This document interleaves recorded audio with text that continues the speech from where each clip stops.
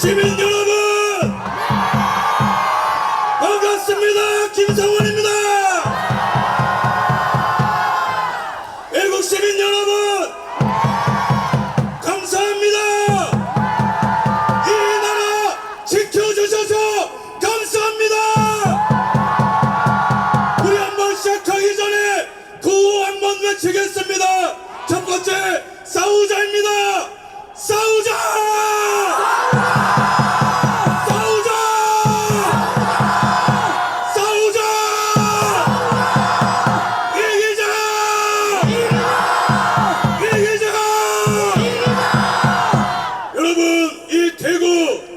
대구하면 누가 떠오르십니까?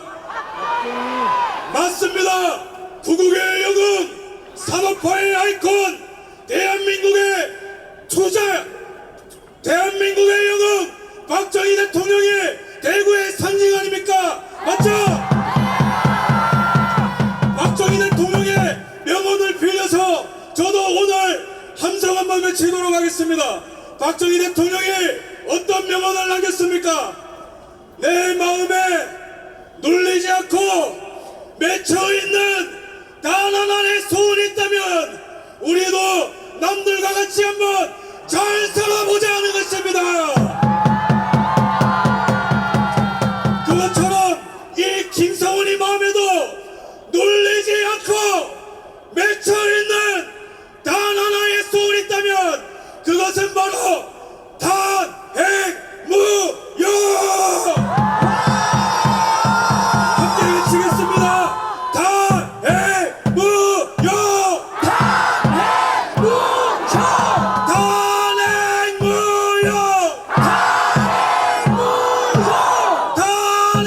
단행무역! 단행무역! 왜 우리는 이게 우리의 소원입니까? 단행무역! 여기에 깔려있는 의미가 무엇입니까? 그것은 바로 자유냐 복종이냐 자유인이냐 노예인이냐 사회주의냐 자유민주주의냐를 가르는 승부가 바로 여기에 있기 때문에 그런 것입니다. 제가 여러분 살면서 이렇게 많은 인파를 처음 봅니다. 하지만 많은 것보다 더 대단한 것은 여기에 있는 우리 애국시민 여러분 눈빛을 제가 한 번 한 번 볼 때에 제가 느끼는 것은 무엇입니까? 그것은 바로 불꽃 같은 열정입니다. 이 타오르는 불길 대구뿐만 아니라 지금 전국이 타오르고 있습니다. 서울과 춘천과 대전과 부산과 그리고 여기 대구 전국이 지금 애국 열정으로 불타고 있는데 이 열정이 반드시 우리에게 승리를 가져다 줄 것입니다. 이 승리를 믿으신다면 전방을 향해 함성 5초간 발사하겠습니다.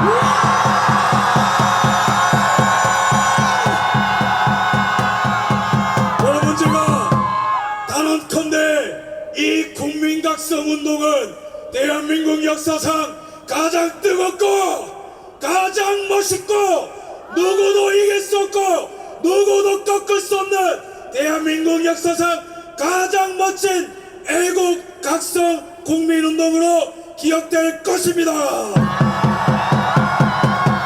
여러분 우리가 계엄 선포부터 지금까지 흐름을 봅시다. 일각에서는 보수가 망했다 그랬어요. 일각에서는 이재명이 대통령이 된다 했어요. 여러분 이게 가능합니까? 하지만 기적같은 일들이 연속적으로 일어났습니다. 지지율이 17%까지 내려갔던 것이 24%, 30%, 40%, 46%, 52%! 10대가 깨어나고 여기 10대 있어요? 10대 있다면 전방을 향해 함성! 20대가 깨어났습니다. 20대 앞으로 함성! 30대가 깨어났어요. 30대 함성! 40대도 함성! 50대도 함성!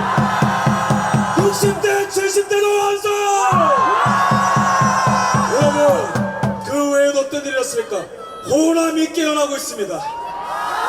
전국이 들썩거리고 있습니다. 처음에 탄핵을 노래 부르던 언론들도 이제는 탄핵은 아니다, 헌재는 정신 차려라, 이렇게 외치고 있습니다. 이제는 미국도 이 애국운동을 주목하고 있습니다.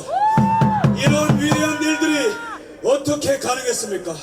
여기에 모인 한 분 한 분의 에너지가 모여서 그 누구도 해낼 수 없는 위대한 일들을 시작한 것입니다. 그 무엇보다도 가장 중심에 서서 싸운 분이 누구입니까?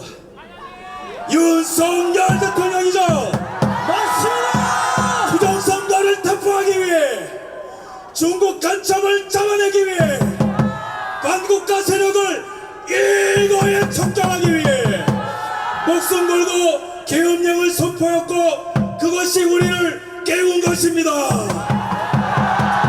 그런 의미에서 우리의 자유의 아이콘, 주권의 아이콘, 정의의 아이콘 윤석열 대통령을 연호를 할 것인데, 제가 윤석열 할 때마다 저와 동시에 외쳐주십시오. 알겠죠? 윤석열! 윤석열! 윤석열! 윤석열! 윤석열! 윤석열!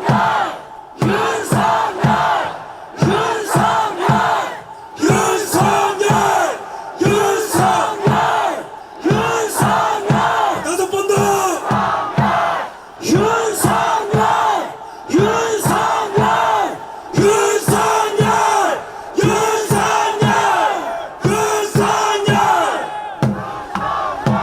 여러분 감사합니다. 이 외침이 분명히 윤석열 대통령에도 들릴 것입니다. 여러분, 하지만 여전히 저희는 만족을 모릅니다. 왜죠? 여전히 탄핵이 기각 안 됐기 때문이죠. 우리는 끝까지 싸울 것입니다. 우리는 이길 때까지 싸울 것입니다. 그렇다면 이 탄핵 사건, 물론 우리는 대통령 탄핵 기각을 위해서 싸워야 됩니다. 하지만 동시에 이 싸움의 두 번째 의미가 무엇입니까?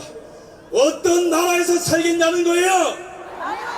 여러분, 이재명의 대한민국 원하십니까? 아닙니다. 윤석열의 대한민국 원하십니까? 맞습니다. 여러분, 제가 현실 직시를 위해 팩트를 말씀드리겠습니다. 여러분, 이재명이 대한민국이 되면 어떤 현상이 나타납니까? 중국 간첩들이 바글바글 할 겁니다. 여러분, 전 세계에 중국의 선전을 위해서 흩어져 있는 공자학원이 전 세계에 흩어져 있는 거 아시죠? 근데 전 세계에 공자학원이 가장 많은 나라가 어딘지 아십니까? 이 대한민국에 공자학원이 가장 많이 있습니다. 중국이 감히 이 멋진 나라 대한민국을 속국하기 위해서 이런 버러지 같은 행동을 하고 있는 거예요. 근데 민주당은 뭐 했습니까? 간첩을 때려잡아도 모자랄 시간에 간첩법 개정을 반대했습니다. 이거는요, 대한민국 국민을 향한 역적행위인 것입니다. 1년에 우리 군사 기밀을 빼내기 위해서 중국이 몇 회나 해킹 시도하는지 아세요? 3,000건이나 4,000건.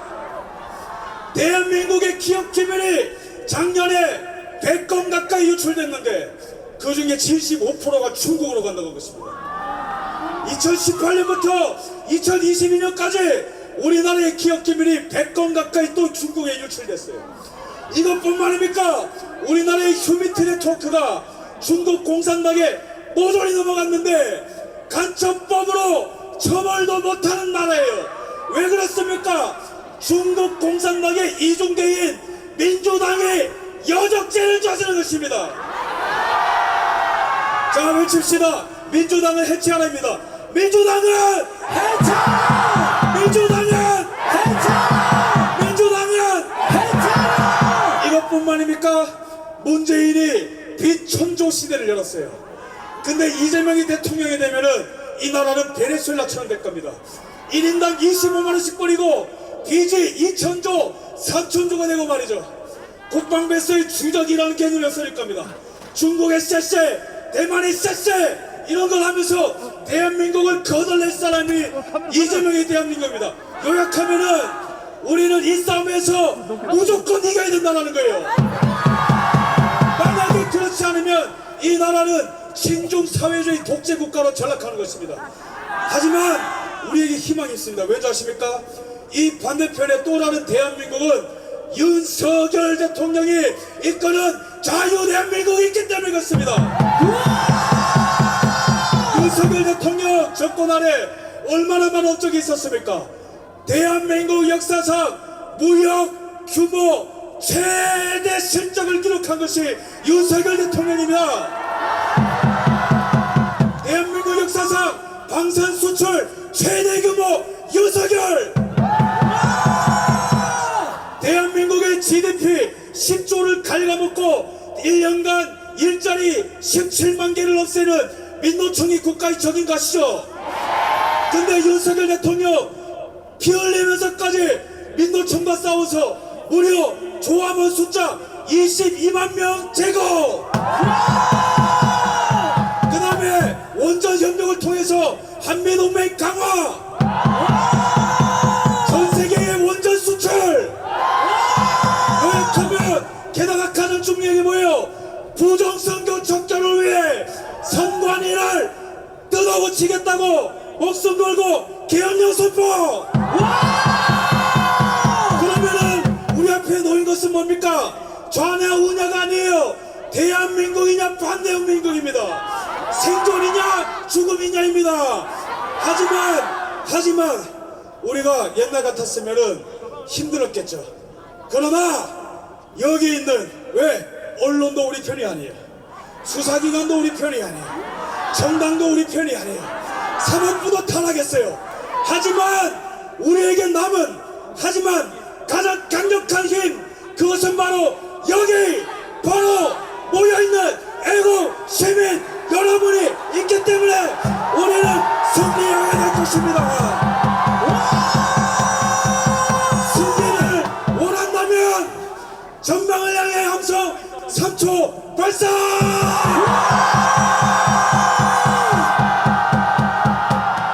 그래서 우리는 탄핵 기각은 물론이거니와 새로운 나라를 만드는 것입니다.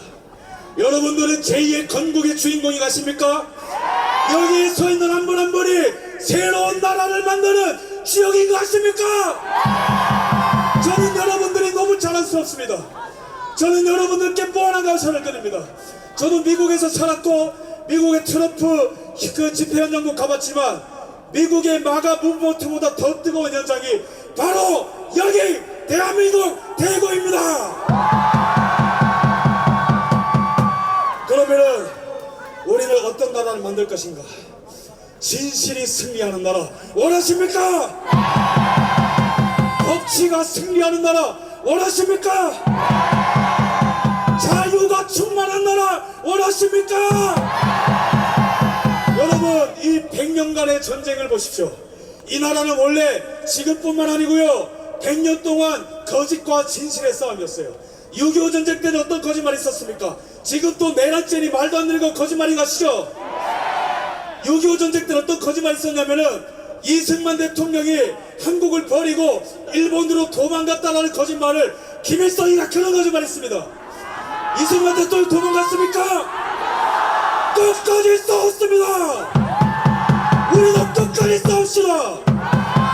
박정희 대통령이 산업화할 때 저 민주당이 당시 어떤 거짓말 했습니까? 박정희가 철강을 팔아서 부자들한테 나눠준다더라. 경부고속도로를 뚫어서 나라를 두 쪽 낸다더라. 당시에도 거짓말이 가득했습니다. 하지만 박정희 대통령 포기했습니까? 끝까지 싸웠습니다. 우리도 끝까지 싸웁시다. 그 다음에 끝이 아니에요. 이명박 대통령 때 광우병 사드 전자파 튀겨진다는 괴담 모조리 다 거짓말입니다. 후쿠시마 모조리 거짓말이에요. 이회창 후보가 대통령 출마할 때는 아들이 병력 비리가 있다고 했는데 그것도 거짓말로 드러났는데 그 거짓말 때문에 대통령 떨어졌어요. 기억나시죠? 근데 그때 거짓말했던 언론사가 어딘지 아십니까? 오마이뉴스예요, 오마이뉴스. 그러면 요약하면 뭡니까? 지금 대한민국은 진실이 승리하는 나라냐 거짓이 승리하는 나라냐 그 교차로에 서 있는데 반드시 우리가 이기게 될 것입니다. 맞습니다. 지금 헌재에서도 거짓말이 무너지고 있습니다. 체포지시 없었다. 여인영 박측사령관, 이진욱 사령관, 그 다음에 그 또 다른 그 707 특임단장 김태현 이런 사람들이 일관적으로 얘기하는 게 뭡니까? 체포지시 없었다. 홍장원, 곽종근의 거짓말이 드러나고 이제는 탄핵 노래 부르던 조선일보마저도 무릎 꿇고 진실을 보도하고 있어요. 이거는 언론사가 가져온 승리가 아니고 우리가 이끄는 승리인 것입니다. 맞습니다. 그 다음에 민주주의를 위해서 법치가 필요합니다. 법치가 뭡니까? 법의 지배를 받는 겁니다. 헌재도 법의 지배를 받아라. 사법부도 법의 지배를 받아라. 맞습니다. 이재명이도 법의 지배를 받아라. 맞습니다. 그럴 때 국민들이 법을 따르는 거 아니겠습니까? 하지만 정과 사범 5개의 재판 12개의 혐의 이 이재명이가 만약에 대통령이 된다면 대한민국엔 이제는 음주운전을 해도 무죄, 위증교사를 해도 무죄, 선거법 위반을 해도 무죄, 대북송금을 해도 무죄가 되는 야만천지가 되는 것입니다. 이거 막아야 되지 않겠습니까? 맞습니다. 막아야 되지 않겠습니까? 맞습니다. 그러면은 우리가 승리하게 될 때에 법치가 회복되면 어떤 일이 일어나겠습니까? 진짜 내란범들을 처벌하게 됩니다. 우리는 진짜 내란범들을 처벌하게 되는 것이 법치 회복인 것입니다. 부정선거를 저지른 자들이 있다면 사형을 하는 것이 법치 회복인 것입니다. 중국 간첩이 발견되면은 즉시 추방 또는 사형하는 것이 법치의 회복인 것입니다. 맞습니다. 동의하십니까? 진실과 법치가 바로 섰느냐는 누가 결정해 주는 것이 아니고 우리가 지금 여기서 결정하는 것입니다. 마지막으로 자유입니다. 이 나라의 자유, 낙동강저 투하, 장진호저 투하, 백선엽 장군의 희생과 그 다음에 70년대 오일 쇼크와 그 다음에 모든 어떤 금융 쇼크와 수많은 국제적인 위기와 대내적인 위기를 견디고 대한민국은 유례 없는 산업화와 민주화를 이룬 전 세계에서 가장 멋있는 나라요 21세기에 가장 멋있는 나라로 우뚝 선 게 대한민국인 거 믿으시죠? 전 세계인들이 우러러보는 자유의 상징이 된 거 아시죠? 이제는 우리가 자유가 위협받는 이때에 피 흘리기까지 싸워서 우리 후손에게 자유를 물려줍시다. 끝으로 박정희 대통령의 명언을 소개하고 저는 내려가도록 하겠습니다. 박정희 대통령의 명언이 무엇입니까? 만약에 우리의 후손들이 박정희 대통령 시점에서 말한 거예요. 만약에 우리의 후손들이 지금 현재를 살아가는 박정희 나와 우리에게 그대는 나라와 민족을 위해서 무엇을 했느냐고 묻는다면 우리는 정정당당하게 조국 근대화의 신앙을 갖고 일하였노라고 말하자라고 얘기했습니다. 그것처럼 우리는 어떻게 얘기해야 됩니까? 만약에 저와 여기 있는 우리 여러분들에게 미래의 후손들이 선배님들은 이 나라 민족을 위해 무엇을 했습니까? 물어볼 때에 우리는 당당히 얘기합시다. 후손들이여 우리는 싸운다라 당당하게 말합시다. 싸우자